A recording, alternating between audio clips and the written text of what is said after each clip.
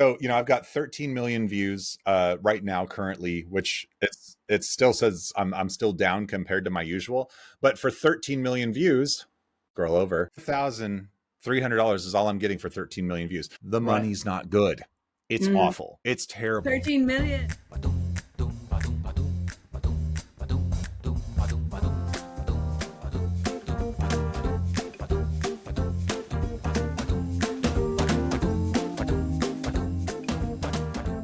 Hello and welcome to another episode of the Kids Media Club podcast. I am Andy Williams.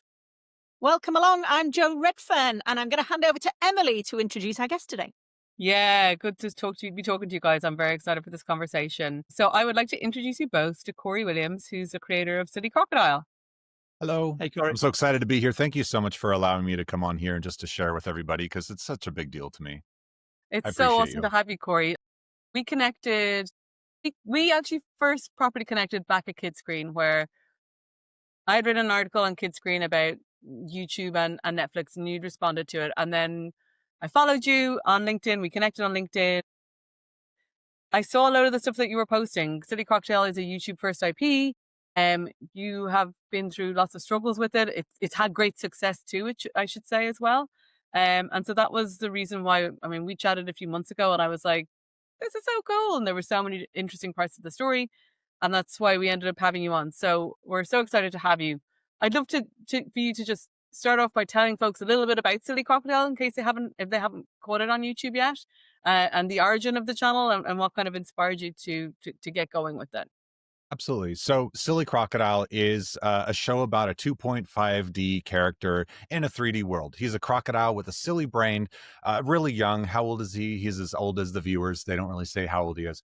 And then there's also a narrator of the show, which is me. I play the voice of narrator as well as Silly Crocodile. And the dynamic of the show is basically this. Silly Crocodile is a kid going about the world, trying to understand where he fits in, even though he's 2.5D in a 3D world.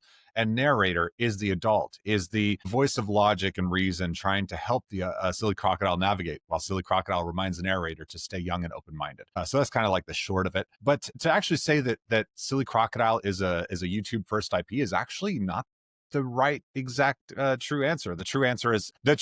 No. It's more than that. It's a family first IP. So before YouTube, before anything, it is a family member in our household, and that's how I feel. That's what it is. And Silly Crocodile is really it goes deeper into a child version of myself. Okay, technically speaking, yes, it's a YouTube first IP if we're talking business and the usual, but this is more than business to me. This is a passion. This is love. This is exploration of myself, and honestly, a little bit of therapy for myself and a connection with my family and for the children around the world. So it's a lot of different things. Briefly speaking, where did he come from? Exactly that. He came from my family. My daughter and I were playing just with little, this. I was just playing a little game and we had a little Peppa Pig toy play set, and I was hiding the crocodile behind the play set, and she was real little, 1-year-old, and she was just having so much fun with it. And I thought, if she's enjoying this much, like, what if I made a little video that was kind of like this and I shared this with other kids? And that's what I did. And it just worked, And so that's the origins of Silly Crocodile. It came from pure play style. It came from a real place, and it continues today to just grow and naturally progress his own story. And when was that? How long ago did you decide you were going to make that video? Oh, this is like all the viral successes I've had in my career. Even before Silly Crocodile, I've been making YouTube videos for 20 years now. Every major success I've ever had came from a real place that was unexpected. And all the times where I try to make things way bigger than they should be, they don't work. So this is just one of those natural things. But yeah, this was in 2018.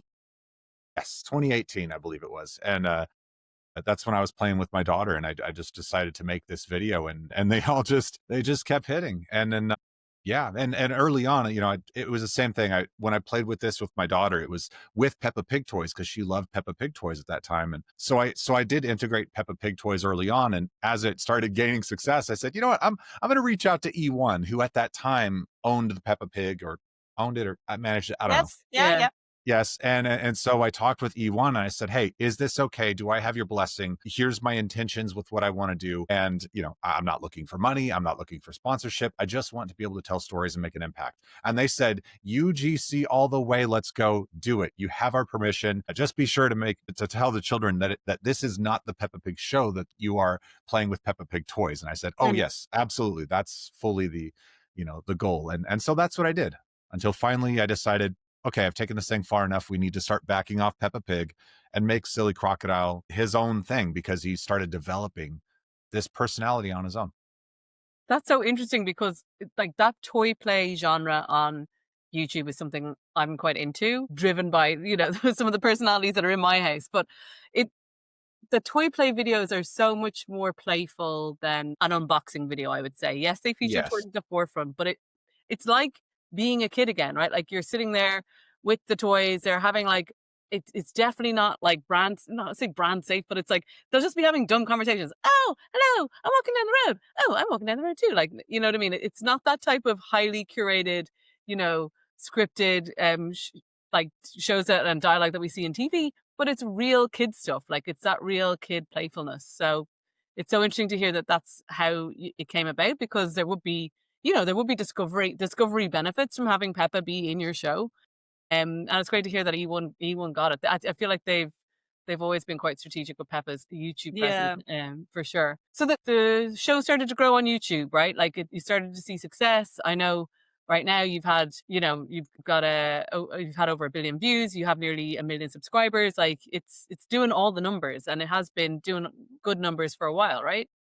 Yeah, it's had its ups and downs, because YouTube is YouTube and the algorithm is always a bit finicky. But really, what I see is the physical impact that it's having on children in real life. My audience, as much as I love to go, "Oh, cool, yeah, I have millions of kids, tens of millions of kids watching each month," the ones that matter the most to me are the ones that are the closest to me in real life. So I volunteer at our children's after school club, and I play with all the 3 to 5s, and I just love them so much. Like I'm very active with the school. And so when I hear their stories of they've been playing with Silly Crocodile, or they had this idea that I should do for my next video, I listen and I move on that. And even my last video that I just did, it was just a Q&A, and I asked them on Friday, literally this Friday, if you could ask Silly Crocodile anything, what would you ask? And one of them was like, "Can you come to my house and do this and that, and whatever?" I'm like, "Okay, I'll add that in." And then that night I made the video and posted it, And so those kids, they just mean a lot to me. I love the world, and I love that I have all these subscribers and all these numbers, but just all of that does not compare to what I see and feel in person, Do you you, know? That's what's your amazing. sorry, Sorry, Andy, you go. I'm just really struck by the fact that that's such a different kind of way of iterating content from the more traditional animation pipeline, that you can be that responsive to that audience. Is that something that you can take advantage of within the YouTube landscape? You talked before about being a creator prior to this. Do you feel like that's a kind of mindset that you've kind of grown up with and sort of developed as a creator?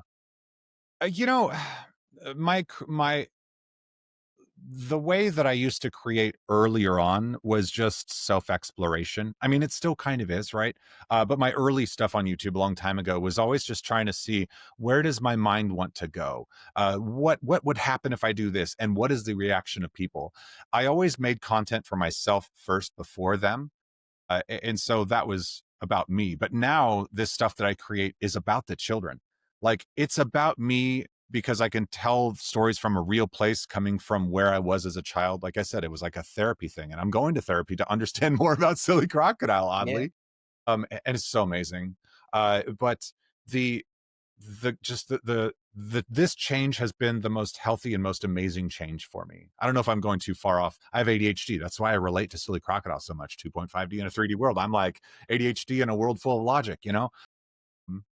But anyway. No, but it feels like your kind of life and your kind of point of view is very integrated into the content that you're creating in a way that just isn't possible in most animation pipelines and series. So it feels Kind very of, much like you yes. can have that expression.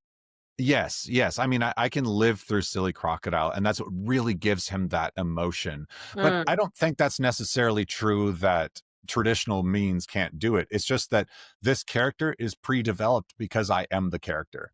You Mm. know, it's a faster way for me to tell the stories because I'm using it from a real place and from a, you know, real emotions and still feeling the world. That kind of typifies creators, doesn't it? Creators typically are fans first.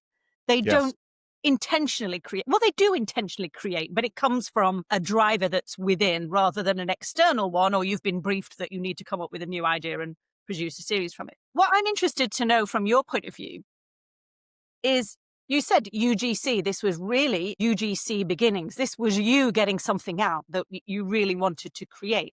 At what point do you remember a moment where there was that flip from UGC and borrowing Peppa Pig and creating little stories to thinking it's not UGC anymore, this is an IP? Yes. You know, as I was going, kids started like hiding crocodile became more powerful than Peppa Pig on my channel because that's what he was originally called. It wasn't Silly Crocodile, it was hiding crocodile. And the crocodile didn't talk. Here's what really happened. It started out like this, where he'd go, "Rah, rah." I just need to make a note here that, like, anyone who's listening to this on a podcast, like, go and check out the YouTube video of this Yeah. because Cory is acting it out and it's really worth seeing. Okay, sorry. Oh, Back to the rah. I will say this. I will say this though. I'll actually do a live demo so you can see what this looks like in the Silly Crocodile world, being animated in real time because it's just what I do. But anyway, so going back, like how Silly Crocodile became is it was just in the UG in the Peppa Pig world would just go, and then all of a sudden I would say like, Silly Crocodile, was that you? Yeah. And then I said, wait a minute, wait. And after I made that video, I stepped back and I thought, he just spoke. That wasn't supposed to happen. Silly Crocodiles never spoke. So then I thought, what if Silly Crocodile could talk? And so it started going like this. Yeah, yeah, yeah, yeah, I can talk. And then I was like, whoa. And then I started asking him questions and he started speaking back. And I was like, okay, let's give you a video and see what happens. And so the first video that I made, I believe it was the first video, it was this Rapunzel video that I had this crazy idea for. What if Silly Crocodile did Rapunzel and everything he did was wrong, just like in the Peppa Pig toy stuff we used to do? He was always kind of wrong. And so it worked. As soon as I posted that video, in the first day, it got 1 million views. And I was like, there's no Peppa Pig in this. And these kids love it. And then my luck, the algorithm like caught a hit, everything snapped and it fell apart. But I was like, I don't care that it fell apart. I stepped back and I said, there's something major here. I know it. I feel it. And it changed everything I was doing. And that's when I decided to gamify my content a little bit. And then we can get a little bit more into that later. But I started saying, I have to do something different. There's something big here. But I've never been one to like, I'm not here trying to grow an IP. I'm just here trying to tell a story. And when I see an opportunity to tell a great story, I'm going to go for it because it feeds me and it helps the world. Yeah, that's so true. I feel like we need to get into the technical a little bit on this because you're doing some really cool technical stuff that's allowing you to be as reactive as you are. And without that context, listeners won't really believe what we're describing. I'm going to really inarticulately ask the technical questions. I'm going to leave Andy to pick up on them in a bit more detail. But you use Unreal Engine and you like your reactive animation process is unreal. That's all. That's really inarticulate. Go and describe how you managed to animate this stuff. Sure. So I really have to start back a little bit from the beginning. I didn't start in Unreal Engine. I actually started in Unity. Unity, there was a massive community of people. It was easier to access VR because I'm a VR enthusiast. I love video games. I love all video games. And I thought, that's too hard for me to be a game developer. But if I can make a very simple VR scene where I can pick up a thing and move it, which, I mean, that's like a template scene, then I can do more. So I started going, okay, well, what if I learned how to do a little bit of 3D work? And so I taught myself 3D, and this is in 2019. And I had help from Josh Bartels, who was working for me at the time. He didn't know anything about 3D either. And and just to ask you about that, so did you have a background as an animator before that? Zero. So this is all self-taught, effectively. Self-taught, trial and error, lots of error. Incredible. more error than try. No, I made this thing, and what I did was I would take the crocodiles in VR, and I'd say, okay, I'm going to hide these gloves, the VR controllers, and only show the crocodile moving. So the early 3D animated Silly Crocodile videos were actually me just screen capturing my VR experience of moving the crocodiles. So my Three Little Pigs videos and all this stuff that got tens of millions of views and more, they were exploding. I was like, this is it. This is great. And then the pandemic happened. And I thought, okay, what a great opportunity right now to slow down and do something different. I can't get out. I can't be super social, Cory. I'm a highly social individual and I'm cooped up in a house. I got to do something to stay busy. So I learned Unreal Engine. I said, okay, I'm going to open this up because I want to do more. I saw what was happening with motion capture, with full body stuff. I saw what was happening with cinema and all this. And so I said, I'm going to obsess and I want to become the best, one of the best in the world at this thing. Because that's what I do. I obsess about something and I will learn it. I will learn it. And that's all I did. And so I took it apart, put it back together, did everything I could until I created this really simple concept for Silly Crocodile, which ended up being, and I'll show you a little demo of what it is now. But it's a lot of people think, wow, must be really complicated. And while, okay, there are bits of complicated, but it's more straightforward than anything. All I have to do is turn my phone on, and it's got a simple little app. And then I'm going to turn on this really cheap little controller here and make sure, yep, walking around. He's holding a PlayStation controller. It's not even that fancy. It's not. All right. And now I can walk around the world and do all the things I want. And so, for example, if I wanted to say, hey, everybody, do you want to read this book? A narrator actually has this real-life book because I am, well, narrator is also a author. So here's the book of the Big Mean Kitty. Once upon a, wait, this is not the right page. That's okay. Once upon a time, there was okay, that's enough. Oh, Silly Crocodile. Silly Crocodile. Yes. Have you ever been on a podcast before?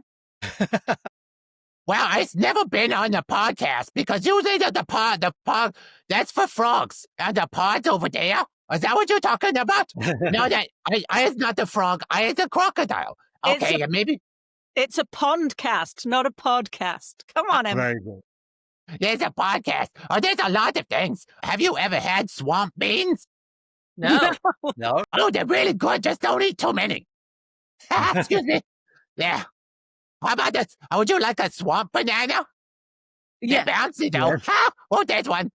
You could have some swamp bananas. If you can catch them, and the potassium makes them awfully bouncy here. Oh, there it goes. What? See? Amazing. Love it. All right, Silly Crocodile, hold off for a second. So I can actually have like real-time conversations with Silly Crocodile. Isn't that right, Silly Crocodile? Yeah. And narrator can talk to me in real time. Yeah. So, and I just, sit here and have full conversations. So sometimes, Silly Crocodile, what do you want to talk about today? I don't know. I could talk about anything, narrator. We could talk about, you've been getting some good muscles. Okay, let's not talk about muscles. I've been working out. Thanks, Silly Crocodile. Glad you noticed. Okay. Time to stop talking about his ego. I'm leaving, narrator. Bye. Have fun on your podcast. That's for you. Oh, that's so fun. That's incredible. So it's just me having fun. And so anytime I'm creating these episodes for kids, I'm really just goofing off, man. I'm having fun with the whole process of just Riffing creating with yourself. That's awesome. Yeah, It's so yeah. fun. Now I want Silly Crocodile. I don't want to interface with Claude or ChatGPT anymore. I'm going to insist it's via Silly Crocodile. Yeah, and That's amazing, though. I'm kind Thank of you. really struck by how it's self-taught and you've basically found the tools to be able to tell the story that you want to tell and then learn as you're telling the story. Are you pretty transparent about working with Unreal Engine and kind of trial and error and developing that skill? Absolutely. And it's an important thing right now to be very transparent because like Unreal Engine, again, I'm not a master at this stuff. I'm a master at what it is that I do because I only focus on, I'm not comparing myself to other people. I'm not trying to say my pipeline is better than this person's or that person's. It's just in the way that I tell my stories. So, while it seems like, wow, this guy's got it all together. I mean, no, I have my own stuff together and I know this Yeah. I Yeah. mean, I can create a lot of stuff and it's obviously more complicated, but no, I want to be open about this because I want other storytellers to know that there are other ways to be able to tell stories in a fast and meaningful way. Like Mm. with the landscape right now with AI that's happening and all the fear that's being created by the rise of AI, I want people to see that there are other things that can provide really great results faster than AI. What AI can produce that fast? Yeah. I mean, really, just I could make an entire episode right here for you, and Yeah. it would be fun. It's just coming from a real place and a soul in a way that AI could never Yeah. touch. Yeah. You're so right. So Well, let's you, talk about some of the challenges then, because that like I have really appreciated your transparency on things like YouTube monetization. And we had a producer on the show a few weeks ago called Melly Boosh, who also got into the reality of what YouTube monetization looks like for kids folks. And so we're kind of like, let's air the laundry, like, and I know you have done on your LinkedIn feed as well about like the impact that, YouTube monetization has for you. I know you even spoke quite directly about that 2019 snap, I think you called it. Yep.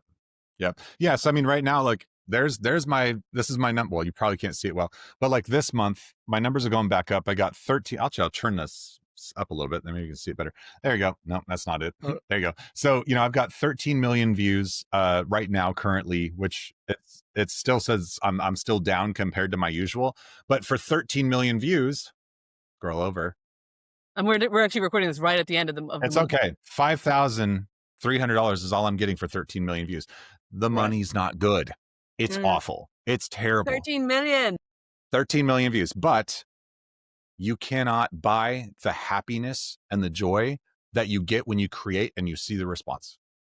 That is worth every bit of it. And while yes, I mean I got to find ways to make money and I've got to find ways to expand. I'm working on that, and I'm Mm. starting to work with new teams to be able to make that happen. But money is not an emotion for me. It is a way to work towards freedom. But the Yeah. thing is, I've already got the freedom. I've Mm. already got the freedom. What I need is to be able to expand. Yeah. That's my next hurdle, is just trying to see like where do I go, and while still keeping the soul of what it is. Yeah. Yeah. Because that's what feeds me. That's what keeps it going. I think that's what we're going to increasingly see. I certainly, in the creators that I speak to, I hear now that whilst many of them have learnt their craft on YouTube, they will have been creating on YouTube or TikTok, but mainly YouTube for the last maybe 10 years, 13 years. I was speaking to a creator last year who's been doing it for 13 years. There is a situation now where they have to diversify because, as you've said, revenue alone on YouTube does not pay the bill. It does deliver value, and bringing happiness to kids is amazing, but you got to pay the mortgage. And That's right. so that, just leaning into that, because this is what the stage that you're at now, that platform dependency is bad, being a slave to the algorithm, not very healthy. So tell us about how you're now thinking about how you diversify Silly Crocodile to hedge against that uncertainty on YouTube, but also to bring it to even more kids and families. Yeah. So I knowing and seeing, and again, 20 years of experience watching all of this happen. I am lucky that like my house is completely paid off. I'm so grateful for that. And so I'm lucky there. We have just about everything we need, but I can't grow myself. So in order to be able to expand more, I'm having to work with other teams now to help me in the places where I'm weak. Mm.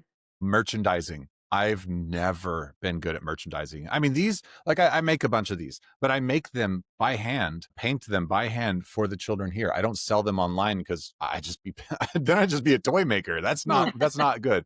Even though it make me happy. I sell books, and these great, but I'm not selling a ton of books because I'm not published. I mean, I'm self-published, but they're not in stores, so there's all of these things that I don't have. And there's going to be a thing that will happen. At least this is what I believe. This is what I hear from industry professionals as well, is that once Silly Crocodile makes it into other stores, major stores, or gets some sort of distribution outside of what my capabilities are, it'll have like a double tripling effect where it's reaching new people.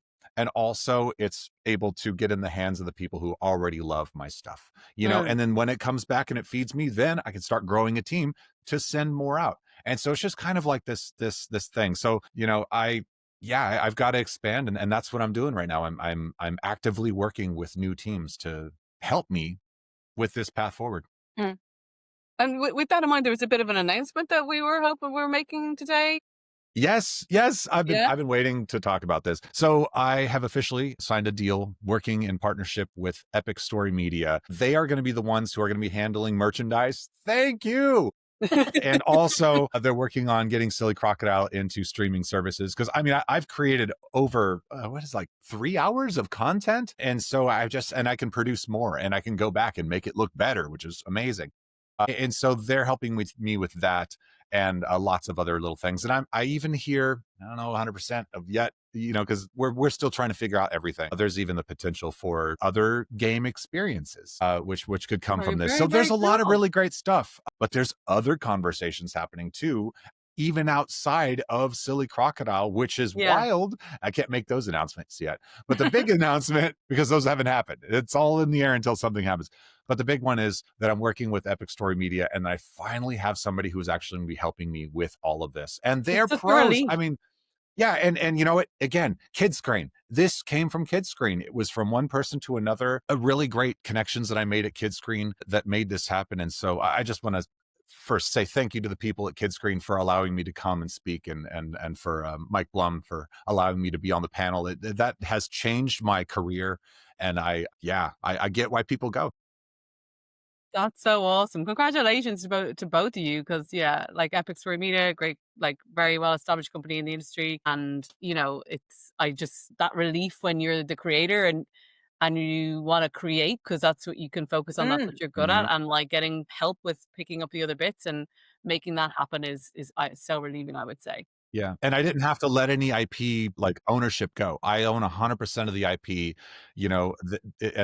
our deal is that, the work that they bring in or the success that they have, they take a cut of that. And then that's and so they can just be, you got it. We got this. We are a team, and we're working hard together to provide. And they understand the mission, the goal, and the needs of children. And also their team, I've spoke with them, and they are also the ones who really inspired me, as one lady in particular, who helped me understand play style and what that really means and what makes my brand great. And so I leaned into it a little bit more, which is another reason I'm focusing so much more on quality of content rather than speed. Right. So Brilliant. yeah. We'll get onto that in a minute, because I want to talk a little bit more then about that IP ownership piece. Because again, one of the things you wrote on LinkedIn that really popped for me was like the decision to turn down a $5 million offer for the IP like a while ago, which is like, it's a big thing to do. It's a big thing to talk about, but it's like important to have that conversation in the industry, I feel, because when you feel like it's your golden shot IP, like it's important to hold out for what feels right, I would say. Yes. Well, the thing is, so again, when I know you don't do this because it's IP or whatever, you do it because it comes from the right place, but that like this is what you're putting on the line, right? I need to moderate my own business speak a little bit there, but yeah, tell us about that.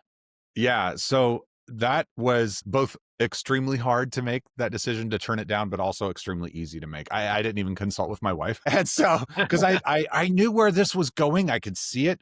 And without saying the company's name, because it's not fair, I've talked about this, I've aired it, and they understand my concerns because I spoke with them about it. But the whole thing was with Silly Crocodile, they weren't just be like, okay, we're going to pay $5 million, goodbye, see you later. No, they're going to pay $5 million. I'm going to continue to produce the series with their integrated characters into the series, and then they would just be sitting on the shoulders of my IP until their IP would be the one that is the main thing. So it's like I would be a launching platform, but it would take away from who Silly Crocodile was. It would take away from that creative freedom and this ability right now that I have to understand this character and to understand myself and how I belong in the world. And also in the long term, I know what this is capable of. Like I see the potential in all of this, and I'm still building it. And I'm glad I held out, because there's been a lot of other opportunities that are coming up that really look like I might surpass that number. Even though right now, $5,000 a month, that's not so great. But that's not what I'm looking at. I'm Mm. looking forward. I'm looking at every time I create content, I'm creating it right now. And I'm not creating content for now, I'm creating content for a year from now. It's not about how successful it is today, it's how successful it becomes tomorrow. You know, Absolutely. and that's where I'm at. And so when I turned that down, I said, okay, that was the ultimate test of how much does this truly mean to me, and how much do I truly believe in this brand. And yes, I get people all the time going, you should have sold it, you're crazy, not in this time and day. And I'm like, yeah, I know I'm crazy, but crazy people, live interesting lives, and that's me. And so but no, and then right after that I went to I spoke in Germany. I was brought out for FMX, and another guy, I was sitting at the table, and he says, I open up my checkbook right now and I'll write you a check. How much would you pay? I want for it. I said, I'm not ready. I'm not Yeah. there. I don't, Yeah. I don't care. I don't care what it is. I'm not ready. He goes, what a great answer. And I was just like, it is. And that solidified that my decision was a good decision. Whether he was being real or not, I don't know. I kind of think he was, but it's still, I still feel that this was the right decision, because I've heard a lot of other people say, I wish I wouldn't have sold. I wish I wouldn't Yeah. have let that thing Yeah, go yeah, so yeah. early. So yeah. Yeah, because Yeah. I think part of it as well is, what are you selling really? Because I think part of what makes Silly Crocodile kind of really work and is kind of loved by the audience is the relationship that you have Mm. with that audience. And I Yeah. think you got to be very careful with what you do with that, because it could just snap that connection really. Right. And If here's you're not another thing to careful. think about that I think a lot of people who are like, they're so disappointed that I didn't sell, is that Silly Crocodile one day probably will sell. It's true. Yep. But this is the way that I told my daughter, who was like, so she's 9 years old. She's like, don't sell Silly Crocodile, Dad. You cannot sell your child self. Would you sell us? I'm like, no, I never sell you. They love Silly Crocodile like he's a family member. But the thing is, I said, honey, what's going to happen is you're going to grow, and Silly Crocodile is going to grow, and my story is going to be told, and my inner child is going to be healed. And when all of that happens, and when you go to college, it's time for Silly Crocodile to leave the house too. It's time for Silly Crocodile to go out into the world and be bigger than I could ever make the Silly Crocodile be. But just like childhood, we're building the story of who he is and where he comes from. And when he leaves and he gets sold for someone else to go somewhere else, we'll see. And you know what? One day we're going to be sitting at Thanksgiving dinner or whatever it is, sitting at the dinner table. My kids are going to be older, and I'll say, look what we did. That was us. With that in mind, as a creator, and as you said, you're creating from the heart, and you're fixing, you're growing, you're evolving yourself as a creator. And you said that, or you hinted that there are other things in the ether that you're doing. Do you think ahead too far? How far ahead do you think? Clearly, as a creator, you've got Silly Crocodile, and now you're at the stage where you're thinking, there's other things that I want to go and explore. How intentional is that, and how much do you want to kind of guard that? Okay, I'm just going to feel as I go. I've been having this. I've been going to therapy, as I mentioned, and I've noticed that because of all of the years of success I've had on YouTube, I focus so much on my past and going, man, I'm never going to be as successful as I was then, because I used to be known for another brand that was huge and has millions of subscribers, right? But then to combat that feeling of depression that I would focus so much more on my future, and this is going to tie in. And so I started saying, okay, I'm going to just do all this stuff and over plan. Well, that caused me anxiety. So what I've learned is the past is depression, the future and planning is anxiety, because you don't know the variables, what's going to happen. And there's a lot of opportunities to be let down and a lot of opportunities to go, yes, I've done it. What matters the most is now. The peace is now. What you can do today to be better tomorrow is done now. And so that's where I am. Do I have a general outline of where I want to be? Sure. But I focus on now first. That's wonderful. That's that's so refreshing. I feel you on it in so many levels. But I will say the one thing we haven't touched on, we've touched on, but we haven't gotten into it, is right now there is a big, in addition to the monetization issue, the other issue that you're facing with Silly Crocodile is like the battle against AI. Oh boy. Let's Yes. sorry to Yes. disturb your peace. Sorry. Yes. No, This is the thing. So Silly Crocodile being a successful IP, there's going to be people finding their ways to get on your coattails, ride your coattails, and using AI is the easiest way for people to do this. I understand. I get it. People are going to be people and they're going to do this. And so what's happening is on YouTube, if you type in like big Silly Crocodile in quotations, you'll see all these crazy videos that are not me. And the algorithm is getting confused because they're terrible videos. They're frankly really scary. And children know that it's creepy. And the algorithm right now is trying to figure out, wait, what's real and what's not? I don't understand. Is Silly Crocodile a new Elsa Gate or something? It doesn't know. It doesn't get it.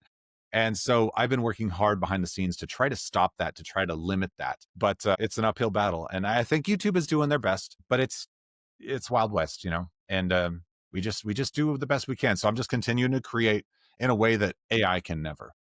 And it's, How So much does support? AI have an impact on the algorithm in terms of what money you receive from that?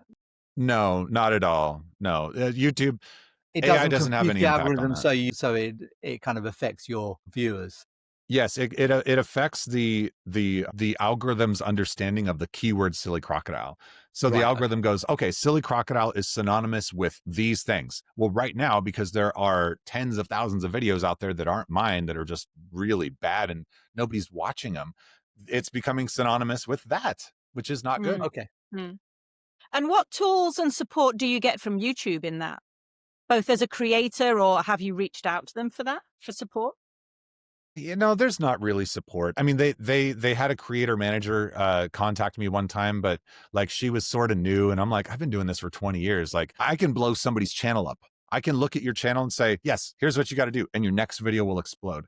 And so I feel like I already have all the tools I need. I'm always open Yeah. to learn. The minute you think you know everything, you know nothing. And so I'm always open ears. But no, there's not, other than just the creator app, I don't have much. Yeah. yeah, because but are you able to issue strikes against stuff through the creator Well, app? yes. If they are direct ripoffs, absolutely you can. But until my trademark is approved for Silly Mm. Crocodile, which trademark process is so nightmarish. Once that's done, then I'll be able to combat it, because I can say, YouTube, anything using Silly Crocodile is my ownership. You cannot Yeah. be using that without my permission, and that'll make it much easier. But I don't have that yet. Do you have content ID? I do.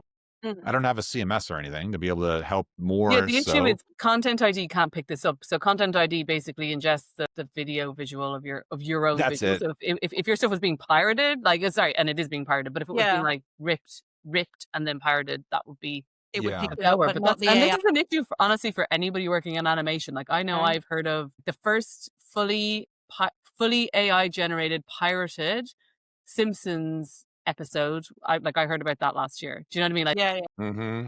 completely and completely inoculated against Content ID, because it's not any content that may have been held in the cache or held in the system. It's completely new. It's new. Yeah. It's Yeah. it's so difficult, like but Yeah. it is something that needs to be solved. You Mm. can burn your mental energy just trying to chase these people down, or you can spend your mental energy pushing forward to create Yeah. better content that makes Yeah. it harder for them to, copy you. So that's Yes. what I'm doing, is just focusing on that. It's all I can do.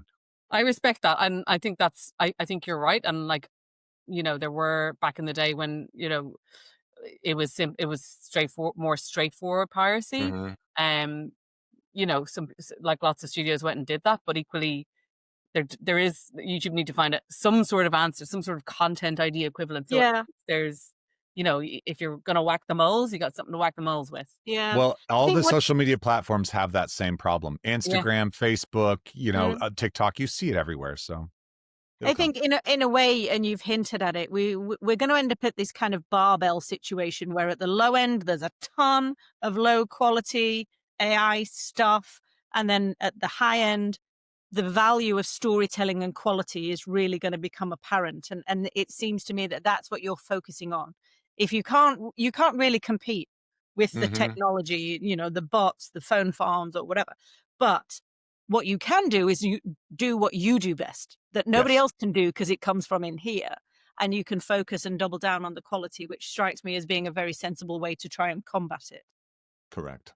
'Cause Yeah. that's where you're at now, right, Cory? Like that's the kind of the thing that you're Yeah. And you know that going back to my decision to change from, being really fast to focusing on quality, my moving fast was to impress. I mean, this is me just, I'm going to speak very openly right now. My going fast was me trying to impress the injury, the industry, Mm. and to get other people to see, wow, you can do this stuff really fast. But AI is faster in a lot of ways to people's minds. Not Mm. everybody understands the actual speed of what Silly Crocodile is.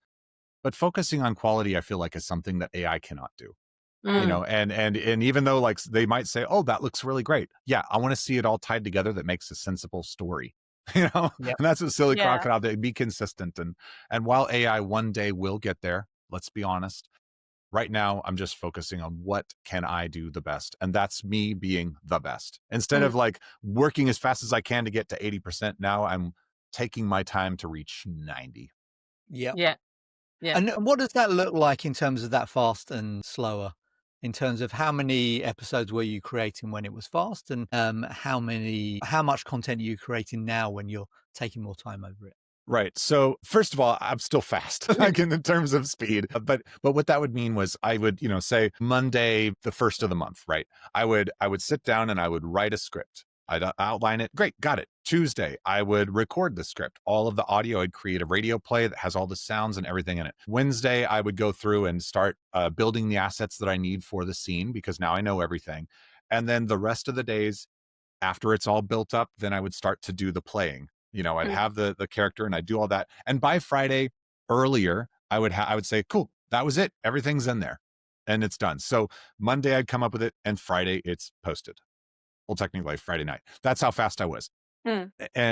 Or I could do it in real time, but putting a little bit of sauce in there is really good. And there's the thumbnail time as well. But now what I've done, I said, okay, well, how much more of an impact could this story have if I add a little bit more element here?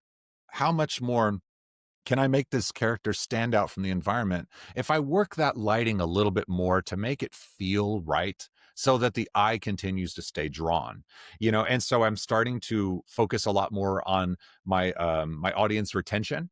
I'm watching their ups and downs and where they're Mm. interested, and I'm taking notes on every single video. Mm. They loved this. Now, why? What did they? This. Okay, do that again. And then Yeah. every single time I do that again, and I put in that work and I really massage it right and make sure, even when I'm doing the storytelling, I'm focusing on the writing. How am I saying this? What is the story circle? What are they learning? What can they really take from this, that when they leave YouTube and all of that, they're going to go play on that playground? How are they going to play with Silly Crocodile without having a physical toy? How Mm. are they going to think and feel? And so that's what I mean by it. And so now it takes me 2 weeks to create an entire episode because of all the thought and the time that I use in production. Wow. I mean, but 2 weeks is still fast, as you say. It's still fast, right? But it's still a level of, I mean, like, I don't think about like the simplicity of the way my character moves. Like he doesn't. I don't have to animate his feet moving back and forth. I'm just changing the material that's on it from this one to another one where his foot Mm. is light in the back. That's it.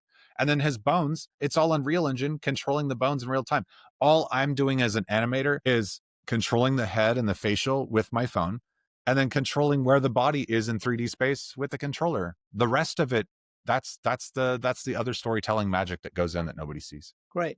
And then all of the elements, the character designs, the props, the setting, you design all of those as well. Well, I don't reinvent the wheel. My characters, yes, I'd say maybe like a third of the props, maybe a quarter of the props, I will actually go through and change. If it's like a main prop that's being used, I'll create it from scratch, or I'll piece it from this, that, this, that, this, that, and put it together in a way that makes sense for me. Mm. But I'll use custom made or not custom made, ready made environments that are actually, you can buy them on the Unreal Marketplace, or Mm. Fab is what they call it now. And then you can change them to be what you want. You can change those trees. So it's not about reinventing the wheel. It exists for you to be using, right? Yeah, That's what's a great thing about Epic.